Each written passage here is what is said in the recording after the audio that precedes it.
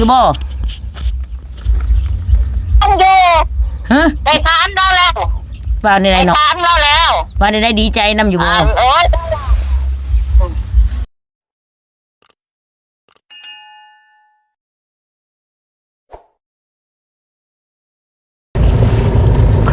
มาพี่น้องมาทักทายสบายดีแล้วสวัสดีบรรยากาศตอนบ่ายๆแดดฮ้อนๆป๊าดตะ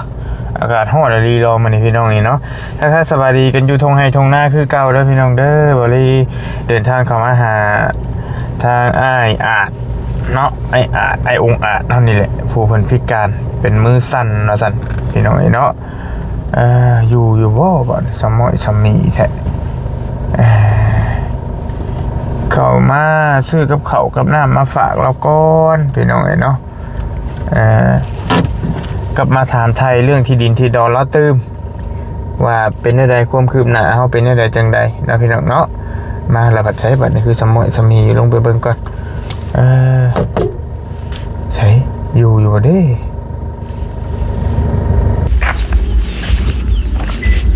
บ่อยู่ช่างบ่จักเอาอยู่บ่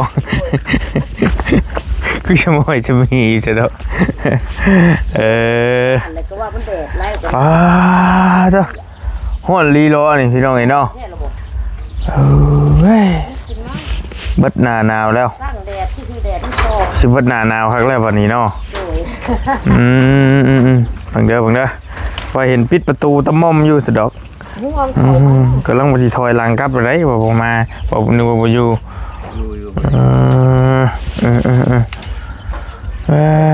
สวัสดีเจ้าสวัสดีโอเคกินข้าวกินน้ำแล้วบ่กินแล้วนะได้ยังกินหั่นแม่โอ้ยซื้อลาบปลามากับสีมงโมมาไว้เห็นกินนี่แหละไม่กินน้ำกินบ่อ้ายรู้ว่าได้อันน้ำบ้วนปากบ่เบิ่งหาปากได้รับพักผ่อนสิจะไปเฮ็ดยังได้พี่น้องเนาะโอ้ยังได้เนาะ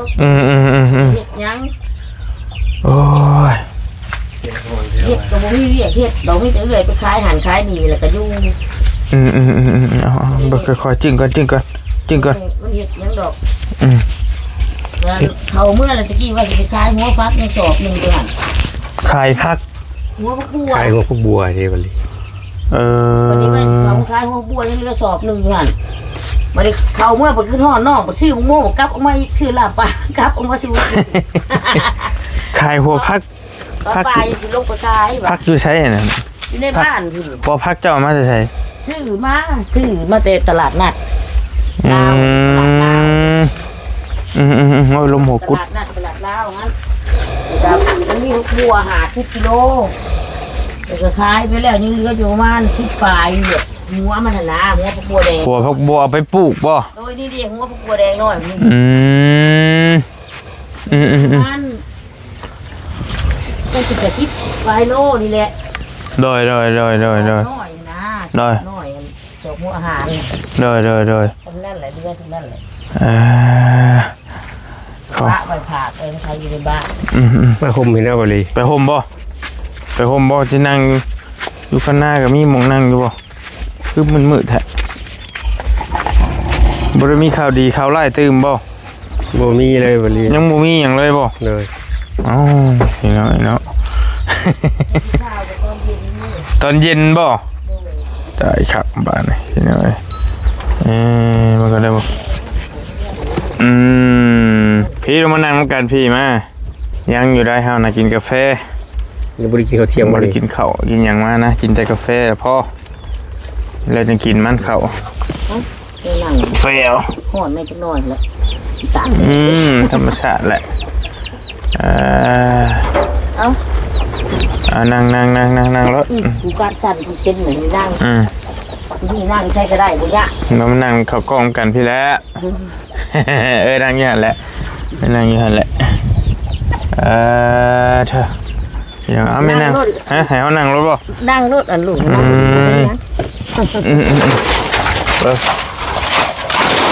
มันขับมันแคบพี่น้องนี่เนาะมันแคบ มันขับมาแคบกระจายคนก็พ่วงอยู่ดอก ดีแล้วดีแล้ว ครับแคบแต่ที่อะไรบ่ลีเอ้ ลูก ย กูว่าแห้งใจควงมาอยู่สมือชูเว้น คือว่าบ่ได้เมื่อยนี่แหละ เขามาเยี่ยมมายามนี่แหละ คือพระเวท มาคู่มือแล้วเทื่อก็2เทื่อก็มี ไป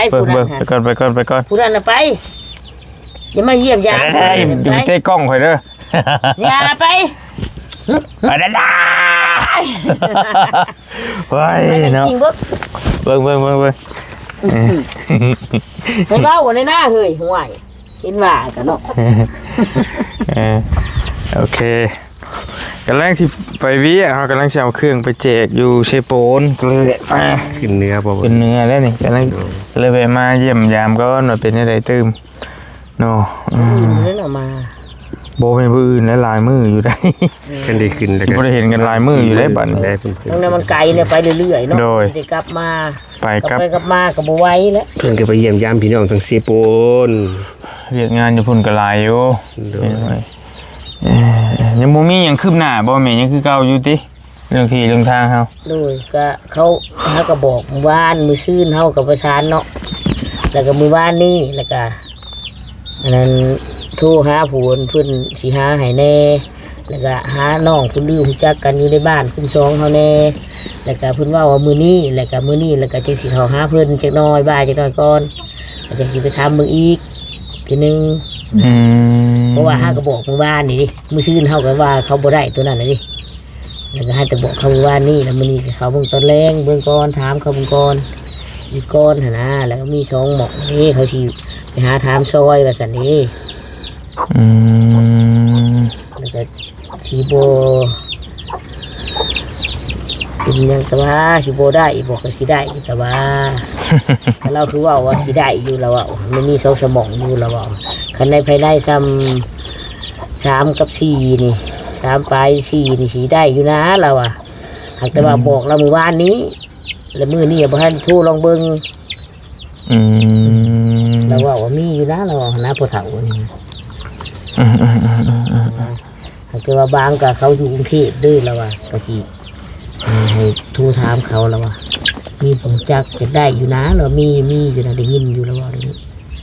แล้วเพื่อนเพื่อนเขาก็ยังไปหาถามเบิ่งตรงนี้ของเขาก็บอกเรา คันได้แล้วเพิ่นสิโทรมาบอกบ่ บ่โทรแม่กับเขาไปก็ได้คนอยู่ใส่ สิได้อยู่ทางใดไปทางพี่บ่ นี่ตรงนี้ สึกบ่พี่บ่คันว่าสิมี นี่ทางนี้แหละแถวลงไปสั่นแหละแถวบนแถวเก่าลงไปสั่นแหละมีลายหม่องอยู่แล้วว่าใช่แล้วว่ามีลายหม่องอยู่ได้คุมเรานี่ โดย ได้ยินฐานะเราว่าลายหม่องอยู่หักบ่ได้สนใจเราว่าในนี้ได้ยินใน2-3เดือนก็ได้ยินอยู่แล้วก็มองนึงหั่นแล้วเขาก็จะคายอยู่เราอ่ะแล้วก็สิทำมันนั่นแน่เราอ่ะก็ได้ยินแต่เป็น2-3เดือนเลยแหละเราว่านี่นะแล้วก็สิทำมึงหันตื้มเขาคายแล้วบ่รู้ยังเราว่านี้สิเลาะถามให้อยู่ดอกเราว่ามันพอได้อยู่นะเราว่าคันราคาสำนี้แถวๆนี้เราว่าซะเราว่ามื้อวานนี้ โทรเบิ่งตอนนี้ได้บ่ เบิ่งสักว่า ลองมาโทรอยู่พี่เด้ออยากฟังนำนะพี่น้องว่าเราเป็นอะไรให้เพิ่นให้แม่เราโทรถามมาก่อนให้พี่น้องฟังไปนำกันความคืบหน้าอันนี้ถามเรื่องดินนะพี่น้องเรื่องดินของอ้ายอาจเฮาก็มาอัปเดตความคืบหน้าให้พี่น้องเบิ่งว่ามันเป็นอะไรฮอดขั้นตอนใดแล้วปัญหาได้หรือบ่เรื่องใดเนาะเมื่อว่านี่เห็นบ่เตียงเข้ามาอยู่เนาะ โดย เพิ่นมาว่าใดนี่ เพิ่นมาเยี่ยมยามเพิ่นก็มาถามเรื่องดินคือกันแหละมันมีการเคลื่อนไหวอย่างไรแน่เพิ่นว่ามีข่าวดีคืบหน้าอยู่บ่เพิ่นว่าก็เลยตอบว่ามีแต่ข่าวร้ายว่าบ่เที่ยงเลยว่า มีแต่ข่าวร้าย ข่าวร้ายแล้วมงสิว่าสิได้ก็ว่าบ่ได้คือเป็นข่าวร้ายไปซะคนอยากได้เนาะบ่ลีเนาะ เจ้าเพิ่นบ่มีก็ว่าเพิ่นแล้วเฮาผู้อยากได้นี่ก็ถือเป็นข่าวร้ายแหละพี่น้องเดี๋ยวให้เมย์แล้วลงมาโทรพี่เด้อเมย์เด้อลงมาโทรพี่เดี๋ยวฮู้คำตอบดิสินะว่าได้ว่าเป็นได้มีเติมเงินอีกบ่นะยันเที่ยเงินบ่หลายเด้อเที่ยมัน 4-5,000คงเนาะเติมแล้วบ่ได้คอยโทรแต่มันเหลือ 4-5,000มันสิเว้าผู้ที่ขาดๆคือแล้วก็เติมไว้ก่อนเพราะว่าบัตรซื้อมาไว้อยู่ตลอดทันรายการเนาะ อย่ามันขันรายการนะตื่นไว้ซะก่อนเพื่อฉุกเฉินไว้ซื้อม้อยเพื่อฉุกเฉินมันเลย เอาเดี๋ยวก็ฟังจังหน่อยพี่น้องเมย์แล้วเติมเงินก่อนเติมเงินเข้าไป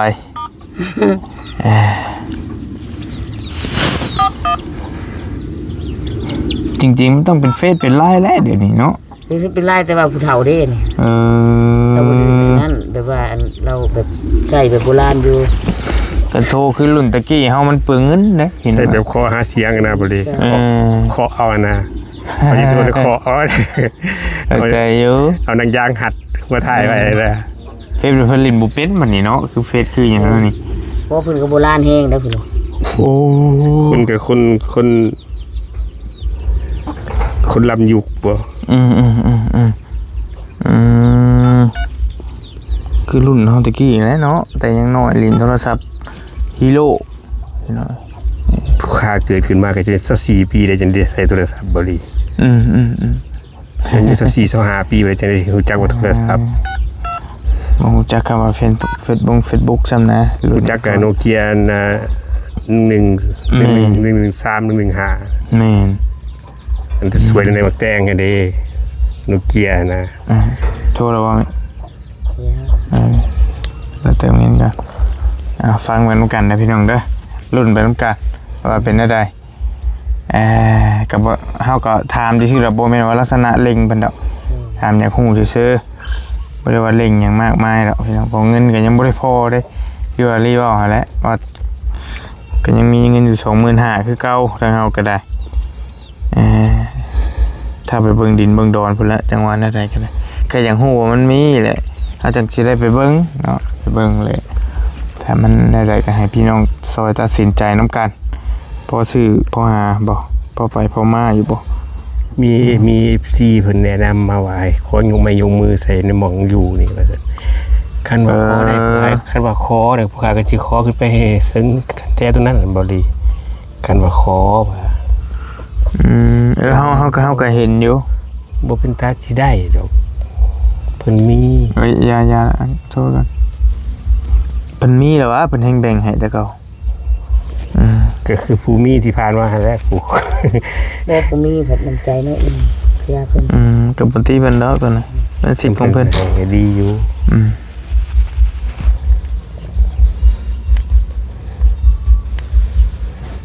กันคนบ่มีติดแล้วฟัง รุ่นนำ ไปโด่งทั้งจักคือเสียงตู้ กันเด้อ FC เด้อรุ่นนำกันเด้อ รุ่นพี่น้องรุ่น FC ทั้งหลาย รุ่น ขอแรงใจเด้อ FC เด้อส่งไปเด้อ บ่ฮับเจ้า ฮัลโหลท่าโอม ไหน เป็นได้อันว่าเมื่อวานนี่เนาะ โอ้ยเขาก็ยังชื่อแขกถามอยู่มันก็คือเจ้าว่าแล้วมันก็บ่ง่ายปานใด โอ้แต่ว่าคืออยู่บ่ท่าโอม จังหวะคนงานเราก็ยังไม่ได้ไปถามกันมันแต่ละบ่อนถามเป็นแล้วอยู่ใครกินจ้ะ ยังบ่ทันได้ถามเจ้าก่อน ถามเขากันยังถามมึงหลายบ่อนก่อน เด้อคันนั้นก็คืออยู่ดอกเนาะเดี๋ยวสิถามพี่ติ๋มมึงก่อนสั่นเด้อเอาตัวนี้ก่อนซั่นเด้อเด้อขอบใจหลายเฮ็ดยังอยู่กินข้าวกินน้ำแล้วว่าเลยคุณนี่เพชรพุ่น โทรอีกผู้นึงบ่ตัวนี้ นี่โทษ โทรทางอีกคนนึงโทรตัวนี้เลยเนาะเอาอีกคนนึงตัวนี้ทางเฟซตัวนี้พี่น้องเอ้ยโทรถามอีกผู้นึง2เจ้านะที่แม่ไปถามไปนี่บ่2คนไหนก็เจ้าหาให้พี่น้องเอ้ย มันว่านี่มันก็ไปดองมาเดียวสิถามเบิ่ง เจ้าพอดงแย่ๆอยู่กับบ่ จั จั ก ก เลยจักพอรู้ดิบ่ถึกเลยจัก ว่าแล้วขนาดก็แล้วจังไปเข้าไปถามเพิ่นก็ได้เหยยันว่าบ่กวนเพิ่นบ่ บ่ให้ถามเพิ่นดีใจแน่ FC เพิ่นก็ ก็แม่นนั่นแหละ ถ้ามันเป็นรุ่นนำเลย เพิ่นก็เบิ่งรอเบิ่งอยู่แหล้วพี่น้องเอ้ย เราเบิ่งไลน์แล้วบ่เรีย FC มีแต่กำลังใจทั้งนั้นเลย บ่ได้ค่อยเขาอ่านเบิ่งได้เฮาก็ได้ เขา ไป อ่า พุ่ น นไป แล้ว ที่อยู่ ผู้ค้าที่เขาอ่านเบิดแต่เวลาว่างๆก็เขาไปอ่าน อืม บางคนก็ถามมาว่าเรื่องยาเป็นจังไดว่าซั่นว่าเพิ่นกำลังพี่เพิ่นบ่รีกำลังฝากมาอยู่ว่า ยังบ่ทันฮอดดอกอย่า ฮัลโหลนางไปได้ยังพอดระวงอยู่บ่ ต้องอยู่ ฮะ ได้ทานเราแล้ว ว่าในใด ได้ เนาะ ทานเราแล้ว ว่าในใดดีใจนํอยู่บ่ โอ๊ยเราอะถ้าน้ำน้องซ้ำหนึ่งก็เล่าเรียกตัวนี้ก้อนเราอะ หักแต่ว่าคืออยู่บ่นาง เป็นอยู่นั่น หันแล้วยังว่าหักแต่ว่าตามันตอบมาคืออยู่บ่นเว้า คืออยู่บ่ เราอะปั๊บงอเราอะ มันว่าบ่มันว่าจากปันอยู่บ่ เอาก็เล่ากะทำบางน้องก้อนเราอะ ก็สิตามน้องพังเสียงก็สิคือไปหลายเติบอยู่ติ ทำบางน้องก้อนเอานักขึ้นมาเต้นอยู่นั่นนี่เรื่องนี้ค่ะ ยังกินกันอยู่เนาะ เอาสิทำกันสิ ดองมิงเด้อน้องเขาก็มาหมด กันนั่นแหละล่ะหันให้น้องอันย่ำตื่มอีกนี่เด้อนาง อันนั้นก็บ่ยากดอก บ่ยากดอกอันคือเฮาเว้ากันหากันเนาะเด้อเว้าให้เอื้อยเด้อล่ะเด้อเพิ่งเด้อนางเด้อโอเคสันเอาเท่านั้นก่อนขอบใจหลายๆโอ้ม่วนครับบ่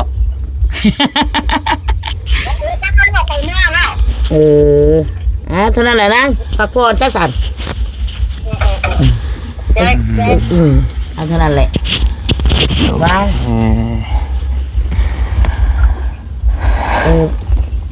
อันตัวนี้ท่านผู้นี้เว้าฮะก็สิได้อยู่ยันได้นำผู้นี้ละก่อนเพราะว่ามันก็เว้าอยู่นาตะกี้มันก็เว้าอยู่มันก็เว้าว่าคันจะได้เงินทำบ่ยากหนูเอื้อยมันว่าเดี๋ยวนี้จะได้เฮาก็สิแบ่งให้เจ้ามันว่าเดี๋ยวนี้นะจะบ่ยากดอกขอแต่ให้เจ้าได้เงินมันว่าตะกี้มันก็เว้าอยู่ปีกายมันก็เว้าเพราะว่าของเขามันก็มีอยู่หลายหม่องอยู่เด้มันเหลือหลายหม่องอยู่เด้ของมันน่ะเด้ตะกี้มันก็จัดขายเด้จัดขายแล้วก็มันยังเหลือหลายหม่องอยู่ประมาณ3หม่องมันเว้าว่าเตื้อยได้เงินหั่นนะมันว่าสินะเฮาสิแบ่งให้เจ้าอยู่ดอกมันเว้านี่หั่นตามมันเว้ามาเนาะบัดนี้ก็ดีได้ให้อันผู้นี้มันก็สิสนมกันมันก็ถามให้เด้มันก็ว่าผู้นี้พี่น้องเขาก็มาเต็มกันเบิดมันว่าอยู่ในนี่กันนะเอาไปสิบอกครับตื่นมันก็ว่านี่โอเคพี่น้องก็สิโอเคแต่ว่าสามีเนาะก็ เขาก็ดีใจกันแล้วเนาะโอเคแหละก็ฟังไปเนาะก็เพิ่นว่าเป็นเซน 7-8 หมื่นน่ะก็สิบ่ใครคือเก่าหั่นแหละอันนี้ก็ได้บ่ฮอดดอกเว้าไปเลยเด้ตัวซ้ำนี่ซ้ำก็เสนอราคาไปเสนอไปแล้วเสนอราคาที่แรกอะไรบ่ลีเสนอหลายๆบ่ให้เกินนั่นนะคันเกินนั่นก็บ่เกินหั่นได้ตามแม่ว่าก็คันว่าเกินนั่นก็สิมาเสนอมาทีมงานอีกใหม่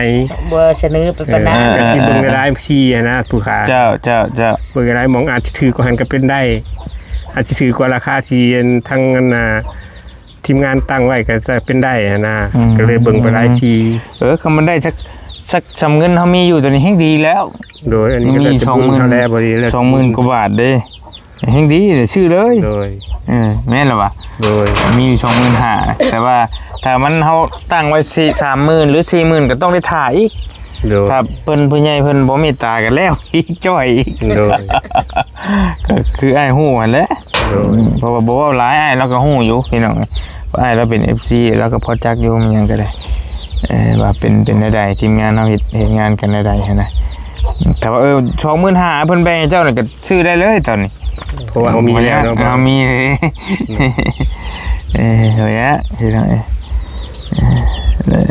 แต่มันก็ค่าเช่นในบ้านพอดีอันนี้ได้ก็จังว่ากันดอกเพิ่นสิเอาเท่าใดจังได๋นั่นก็ต้องมีเท่านั้นก็ได้พี่น้องโดยก็มีคืออ้ายบ่อยู่ว่าอ้ายเฮาก็เห็นผ่านๆอยู่เพิ่นว่าเห็นแว่วๆเพิ่นว่าถ้ามันบ่ได้อีหลีสุดความจำเป็นที่ให้ไปยกมือขอน้ำเจ้าของที่เพิ่นอยู่นี้อันนี้เพิ่นแนะนำสิดอกว่าให้ขอซื้อน้ำเพิ่นมาสิบ่ให้บ่สักเล็กสักน้อยจังซี่นะซื้ออยู่หม่องอยู่นี่ให้หน้าตัวนี้แม่นของเพิ่นนี่เนาะแม่เนาะโดยคือเลี้ยนขึ้นไปนี่แม่นหมดแม่นอยู่ฮอดตัวนี้กุกใหม่นี่ไม่ตำรักไม่แกนได้บ่ดีโดยแต่ว่าอันนี้เพิ่นเฮ็ดทางเลยบ่ยาวเลยบ่ทางเพิ่นอันนั้นดอกนี่ทางเพิ่นยาวไปเลยฮอดหน้าเขาเจ้าทางไปหน้าเขาเจ้าแบบนี้เลยตลอดป้าไว้เลยถาวรเลยเนาะถาวรเลยแล้วทางตัวนี้ไผก็เที่ยวเพิ่นเที่ยวเลยต่อไปเลยทางตัวนี้ขี่มาพุ่นแหละ ทางผ่านหน้าเพิ่นตะกี้พุ่นแหละแต่เข้าแต่พุ่นแหละ โดย แต่เข้าแม่ยังหนุ่มยังน้อยตะกี้มันมีป่าเด้แถวนี้มีป่ากับทางตัวนี้มันไปตลอดมาตลอดตั้งแต่ทางคุ้มเฮาพุ่นแหละ มาแล้วบ่เราชมมาบอกแล้วบ่ โอแม่น คันว่าเพิ่นเป็นไปได้เพิ่นยับมาให้อีกจักให้นึงนี่โอเคเด้อนี่พี่น้องให้นี่ถ้าสมมุติว่าเฮาได้อยู่นี้หั่นนะ โดย นี่ได้ให้นี่ยิ้มทางนี่เลยคักอยู่นี่ก็มีเงินมีทองกับปลูกเฮือนซะอยู่หันเลยอยู่นี้บ่เฮ็ดพอได้หน้าบ้านอันนี้ก็ได้ก็เขาท่าอยู่พี่น้องเนาะกันสิบ่ได้อยู่นี่ก็มันก็เพิ่นสิขายแพงใช่บ่สมมุติว่าการขายอยู่นี้นะมันก็อยู่ไกลบ้านแต่บ่ได้นี่พี่น้องเป็นอยู่ให้หน้าแล้วได้นี่ก็ได้ก็ใจเย็นๆเนาะค่อยเป็นค่อยไปทางบริก็บ่เตียงนั่นแหละมีทุนอยู่ตอนนี้นำบ่เตียงเพิ่นสิมีหลายกว่าเดี๋ยวทางใจเฮาก็สิพากันขึ้นไปเก็บเวียกเก็บงานอยู่เหนือพุ่นก่อนกลับมาเดี๋ยวจังมาประสานงานต่อวันใดเป็นจังไดก็ได้เนาะหลายทางไป ยังลายมือลายเว้นอยู่ดีก็บ่ได้ให้พาวตก บ่ได้ให้พาดอกเฮาก็ ได้ แค่ว่า พาวก็มีพออยู่ชั้นนี้แต่ผ่านมาเฮาก็อยู่นี่อยู่ดี แม่น อันนี้มันก็ถือว่าสบายแล้วก็ล่มมาฝนตกก็บ่แม่นสิตกซุมื้อก็เพิ่นกับปีนี้ก็เดือนสงกรานต์ก็ยังว่าไกลๆอยู่นึงเนาะ โอ้ยังบ่ได้ถึงได้สงกรานต์ก็ยังเดือนเดียวนึงเด้ เดือน นี่ เดียวแท้ไล่เบิ่งมื้อเช้าว่ายังเดือนเดียวมื้อนี้วันที่ วิทย์สงกรานต์มาได้ก็เริ่มแล้วนี่ ษาก็เลยพูดเดือนหนึ่ง30มื้อ วิทย์สงกรานต์มาก็เริ่มแล้วนี่ฝนมาแล้วนี่ แม่นเลย เดือน6เดือน7นี่เตรียมรถแล้วพี่น้องอยู่บ่ไหวแล้วนี่ อยู่เป็น แนม ดอก ถาตัวนั้นได้ติ เธ ถ้า อ ผู้นี้ก็แนมถาสิสั่นสุ่มไก่ประจักษ์ ใส่โคบแล้วเจ้า อืม พี่น้อง แต่เวลา30มื้อนึงก็มันบ่เท่าใดเด้เนาะ แม่นพี่น้อง เพื่อนู่นเพื่อนี่ก็บ่ได้คือว่า เผลอๆมันก็ตกก่อนก็มีเพราะว่าคือมื้อนั้นแหละพายุที่มันเลิกหลังคาเราไปฮะ เลย เอาบ่ฮู้ถ้าว่าฝนสิมานะ ก่อนก็ย่าและแม่สิคันว่าแม่นได้ก็หรือว่าหยังก็คันได้หรือบ่ได้ก็ห้อยสิเอาตูบไว้ก่อนนั่นสิเอาต่ำๆแบบนั้นได้สิเอาไม้มาใหม่ ได้เอาต่ำๆอันนั้นแหละสิเอาตัวนั้นรู้ได้หั่นน่ะสิเอาไม้มาใส่ไม้ยังบ่ยังก็สิเอาไม้รัดจำได้ก็ย่าแล้วเอาต่ำๆโลดสิแนบก็คักเอาต่ำตัวนั้นแหละคันว่าบ่ทันได้ไปทางใดก็จังว่าห่างไว้อยู่นี่ฮะ สิห่าง คันสมมุติว่าได้แล้วก็เฮาก็ยังบ่ทันได้ไปรถดอกบ่ไกลกามก็อยู่นี่บ่ได้มันง่าย โดย จังก็อยู่นี่ไป แล้วอยู่นี่ไปก่อน อื นะ ม ของผู้เจ้าเขาก็บอกผู้เจ้าแล้วก็เว้าอยู่แล้วก็เว้าว่าท่านเจ้าอย่างนี้เองเจ้ากับย่าเจ้าเราว่าบ่ได้ให้เจ้านี้เราว่าในนี้ท่านจะมีบอลไปข้างแน่แล้วเนาะเจ้าอยากไปแล้วก็ชุดแล้วหรือว่าบ่มีบอลไปก็เจ้าอยากไปเจ้าอยากนั่นคนก็บ่ได้ไล่เราว่าเราว่าไปถามเราแล้วแม่ถามแล้ว โดย ถ้าไปตอนเกี่ยวเขาแล้วไปเกี่ยวเขาซอยลาวเด้เราเกี่ยวเขาบ่แล้วเราบ่มีคนหลายไปเกี่ยวเขาซอยลาวว่าขึ้นไปอยู่น้ำเพิ่นก็ไปเกี่ยวซอยเพิ่นบางดำก็ดำซอยเพิ่นอยู่เราก็บ่ได้แลกน้ำใจปานนั้นหรอกเราเป็นนั่นน่ะแต่เรามีใช้ในนาดยาแล้วแหละ เพราะว่าดินนี่มันก็บ่ได้เฮ็ดหยังติพี่น้องเนาะดินมันกว้างอยู่ บ่เฮ็ดหยังนี่เพิ่นว่าเดือนที่แล้วว่าขอแล้วเราก็ว่าปุ๊กนะแม่นี่หั่นเด้เราบ่มีบวกคุ้ยเด้เราว่ากุกกิกหั่นเด้เราว่าปุ๊กกวนแต่บ่แล้วก็ซ้ำตูบซ้ำเงินน้อยนี่แหละมันมีบ่อนไปอ้ายเพิ่นขอปุ๊กจังได๋เราก็ว่าปุ๊กแล้วแหละเป็นหยังแล้วก็ไปถามเราอีกบางช่วงเกี่ยวข้าวเราก็ว่าบ่ได้เป็นหยังนะเราว่าปุ๊กไปโลดเราแพ้สิหาอย่างเราอยู่ไปโลดเราว่าเราเว้นไว้แต่ก็บ่ได้ไรนี้ดอกเว้นไว้แต่เจ้าอย่างนี้เองก็ตามใจเราว่าสิเฮ็ดหยังในหั่นเราว่าหน้าดำก็มีอยู่เราสิไปดำเอาหยังในหั่นเราก็ว่านั่นนี่อยู่แต่ก็อยู่ไปนี่แหละเนาะ โดย อยู่ไปซะก่อนคันหื้นไปก็เพื่อสิโอ้เพื่อสิเป็นตูบก็พอแห้ง บ่ง่ายเลย ง่ายได้เพื่อสิเป็นเฮือนก็บ่ง่ายได้บ่ง่ายอีหลีซาแม่เฮ็ดเห็นบ่แม่เฮ็ดมาเฮ็ดหลังคาก็เพื่อนั่นเพื่อนี่เพื่อสิแล้ว บ่แม่นเรื่องง่ายพี่น้องเฮ็ด เรื่องง่ายเฮ็ดตูบนี่แฮงยากกว่าเฮ็ดเฮือนอีกไม้ตัวนั้นก็ยันบ่แน่นไม้ตัวนี้ก็ยันบ่แน่นยากเด้ซาแม่ผู้เคยโดนมานี่มันจักหลังแหละ จนชินกับการโดนแนวนี้แหละจนบ่ได้ย่านสิล้มก็ย่าสิฟ้าก็ย่าแม่บ่ย่าน หอบย่องบ่ พอกันเท่าแถว อันถ้าเราพูดว่าฝนตกหันผ้าล่มมาธรรมดานี่บริห้องดิโหคันได้ยินเสียงวืดไปเลยแม่นหัวใจตกหน่อยๆนึงแล้วฟ้าวลงตารางลูกคัน เสียงวืด คือแบบมือนั่นล่ะโหแม่นเผาได้ เสือก็จับเสือทันทีเตรียมไว้แล้วได้คำมันลมมาเตรียมนุ่งไว้ก็นั่งอยู่เทิงหัวบริยานบัดคันมันวื้อแหละโอ้ยข้าวเลยนะบัดใจผ้าดวงหนึ่งเอาผ้านี่บ่มีปะพอไว้เคาะเด้ ขอยังไง เคาะให้มันดังติ่งๆให้มันหนีไปพุ่นน่ะลมอ่ะ โอ้โห อีแม่ผ้าเคาะเด้ แม่ผ้าเคาะแล้วก็ใส่กับผ้าอีแม่เล็กกับเล็กเพิ่นเคาะกันแล้วก็ ช่วยได้ โดยเพราะว่าเพิ่นแก้กลน่ะเด้ใส่กับผ้าหรือว่าเล็กซี่หรือยังอีแม่บ่ปะแก้กลผู้เฒ่า ความเชื่อถือสมัยโบราณบ่ลี แต่เพิ่นว่า ขอให้พ้นเช่า ผ้าอันนี้ผ้าห้ายนี่มันดังผ้าเคาะไอ้พว โอ้ กเฒ่าก็ค่อยพูดไปดิ ผ้าเฮานี่ ผ้าเขาเคาะเล็กกับเล็กเคาะกันหั่นดิ ให้พ้นเช่า ให้ลมมันแห้งหั่นดิ เห็นอีแม่เพิ่นผ้าเฮ็ดแล้วก็จำตัวนั้นแหละคือสิคล้ายๆว่าตัวนั้นมันก็ล่มแล้วก็เตรียมหมอนั่นแล้วไว้ เดี๋ยวเนาะมันเราอยู่กลางแดนมันได้ลมเฮงๆหุ่มเบิดเลยนี่กันไหมอีกนี่มันอยู่ทงนาเนาะ แต่ว่าปีกายนี่เป็นหยังคือบ่เป็นแบบนี้ บ่ ม เป็นในปีกายเบิดปีก็บ่ได้ไปบ่ได้ติงบ่ได้นิ่ง อ้ายเรามาเป็นหลังคาเลิกเลยจิ แม่นเพราะว่ามันคือเป็นเดี๋ยวนี้ว่าก็แปลกอะลิ มันก็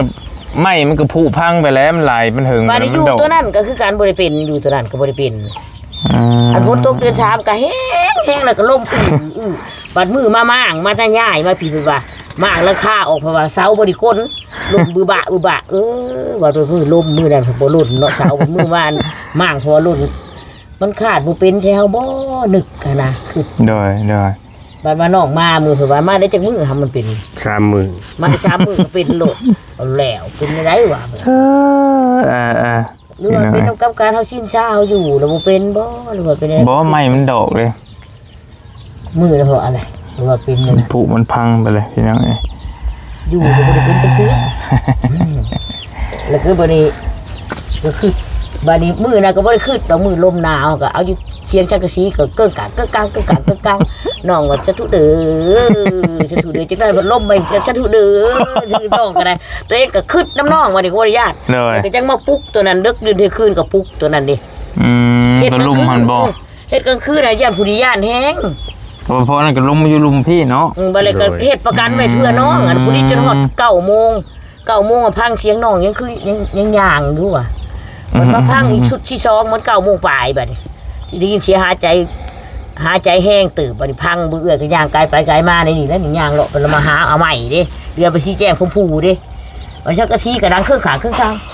บัดนี้บัดรอบประมาณ9:00ปลายบัดนี้ได้ยินเสียงหายใจแห้งขึ้นพังในนี่แล้วบัดนี้ยืนพังนี่รับแล้วบ่ว่าน้องกูโอ้แสดงว่านอนรับแล้วบ่อยากกินอิ่มแล้วบ่ย่านว่าผู้นี้เอื้อยก็หาวอยู่แวบอยู่ในบัดนี้โอ้ยเซาเด้อกูอยากนอนแห้งบัดนี้ป้าไม้บ่ทันได้แล้วหากระแดกพาเบิ่งนั้นป้าไม้แล้วขึ้นไปกับกลางมุ้งเหลือนอนชักกะซีก็ดังครึ่งข้างเสียงน้องโกเลยเตะก็นอนต่อ 10:00 แหละแจ้งโคโลบาดนี้ เพราะว่าให้แม่ย่านนะบ่ได้ย่านเพื่อน้องผู้นี้ย่านมันตกใจแต่แห้งตื่นผู้นี้ ชิ้นน่ะนะบ่ได้ก็แม่ลึกแล้วเนาะ พอดีบัดสิค่อยน้ำมันหั่นนะ บัดอีดูน้องให้ดูอีหลีเป็นจังได๋ซะของแนว2คนเท่านี้เนาะพ่อแม่ก็บ่มีแล้วก็ค่อยน้ำมันมื้อเช้านี่ก็บอกน้องแล้วว่าบ่ได้มื้อเช้าระหว่าง10ประมาณ 10:00 ตักน้ำตรงนั้นมาแล้วเตรียมเฮ็ดยังเอาสังกะสีไปอันแปะใส่สุนตัวนั้นแล้วก็วิ่งมากินข้าวกินน้ำตักน้ำยังบ่แล้วเกลือไก่เกลือมาแล้ว โดยมันเลิกไปจังโมงประมาณจังโมงมันเลิกหลังคาล เริ่ ง มค่าไปหัดประมาณ 7:00ปลาย 7:00หรือว่า7:00ปลายเพราะว่าต้อง7:00นี่แหละ มันก็สิมือนั่นเต้มือนั่นบอลลี่กำลังลงมาแต่บ้านทางดงเห็นแม่นมือเดียวกันนั่นแหละ มื้อจันทร์มื้อเดียว บ แห อ ละ ลลี่กำลังลงมาตรงเห็นแหละมาฮอดที่แม่นฮอดแถวใดก็สิใกล้สิฮอดแถวบ้านชาวเตวมันบ่ลมพายุบ่บุ่ม ประมาณชั้นนั้นแล้ มั วน มาบาดเดียวเลย เวลาเดียวกันนั่นแหละ มือเดียว มื้อจันทร์นั่นแหละ พี่น้อง ประมาณ7:00 มื้อนั้น กับขึ้นไปก็ประมาณ20นาที30นาทีนะ มื้อนั้นประตูเฮือนบอลลี่ก็ฮักเลยพี่น้องเฮงอีหลีโดนะ แห้งอีก ลมบ้า โธ่ได้ยินเขาบอกเลยเขาว่าเที่ยงหน้าเขาก็เป็นคือกัน โดยหึ่ม เสียงเขาแห้งดีแล้วเสียงเขาแห้งดีเขายังไปอีกบอกพี่เสียงเขา ลมก็มาทั้งนั้นพอดีได้ลมม่วนเข้ามาเลย เปิดสังกะสีไปโผตกให้หน้า